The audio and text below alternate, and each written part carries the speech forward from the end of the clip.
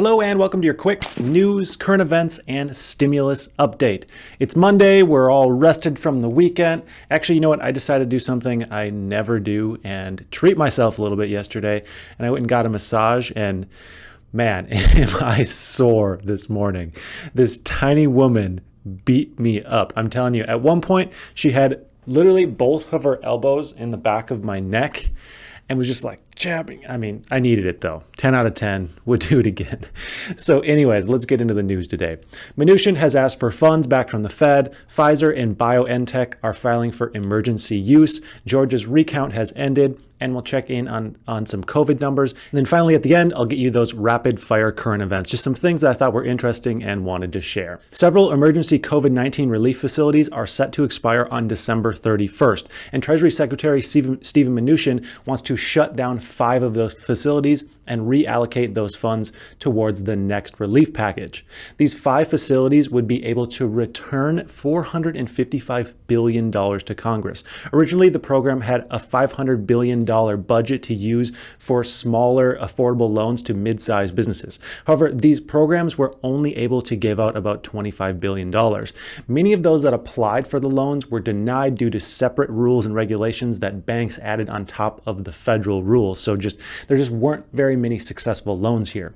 And then doing some quick math on this, that $455 billion, if repurposed, could give a stimulus check of more than $2,500 to every single person who received the first round, and Congress wouldn't even have to approve a cent more in funding. That money is already there. The solution here seems to be pretty clear to me, and I'm sure to you. I think Mnuchin is onto something here. Let's repurpose that. I mean, that in itself is almost the same size as the entire bill that McConnell wants to push, just in repurposed funding. Plus, we still have remaining funding, about $120 billion remaining funding from the Paycheck Protection Program. So we have money that's already there, ready to be spent. Just give some relief to the people and the businesses. Anyways, moving on. Pfizer is now touting a 95% effectiveness in their latest vaccine, and they have now filed for emergency use in the United States. Health and Human Services Secretary Alex Azar has said the FDA will make their decision within weeks. Hopefully, our leaders have agreed on an effective way to distribute the vaccine, though, before that approval happens.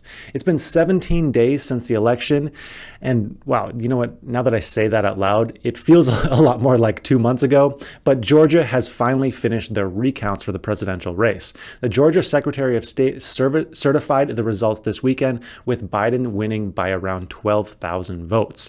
Trump's campaign, not surprisingly, is not satisfied with these results and has demanded a third recount, as well as they have demanded the secretary's resignation. So while Georgia continues to be the center of attention for many reasons, the rest of the nation is being hit kind of hard with new COVID cases. Just under 200,000 new cases were reported as we entered the weekend last Friday. Looking at this graph, we can see we are skyrocketing past the first wave in new cases. However, despite seeing these numbers, millions and millions of people are still flying and traveling to spend time with friends and family. Whatever your plans are, whatever they might be for this holiday season, just make sure you stay safe. Do you plan on traveling at all over the holidays? Let me know. Do you normally travel over the holidays, and are you going to avoid it this year? Or are you just going to say, nah, I'm still going to do it? Let me know in the comments. So let's wrap up things here with those quick fire current events. Toronto has entered into its second 4-week lockdown, restricting families to their homes and telling them only to interact within their household. Schools will remain open in that city, though. Even the NBA team, the Toronto Raptors, had to leave the city and temporarily relocate to Florida in order to keep playing through the season. This is a stark difference between how the U.S. has or has not shut down some non-essential activities. Staying up north, an alpine town known as Jasper issued road signs warning drivers not to let moose lick their cars. That's right. The moose are crazy for salt, and people have been using that to their advantage to get closer looks at these massive animals. Officials at the park warn that this is dangerous, and with the new signs out, they hope that it might alter their problem a little bit here. GM has also paid out $1.2 billion, or a third of its annual income, to recall around 6 million trucks with Takata airbags. This comes after the company's 4th petition to stop the recall, and of course it failed. So if you're in a GM vehicle, make sure you check the VIN for recalls because you could be getting a settlement check, or at the very least, get your airbags fixed. And that's it for this Monday. Hit the like and subscribe button to help me battle the YouTube algorithm. And as always, have a profitable day.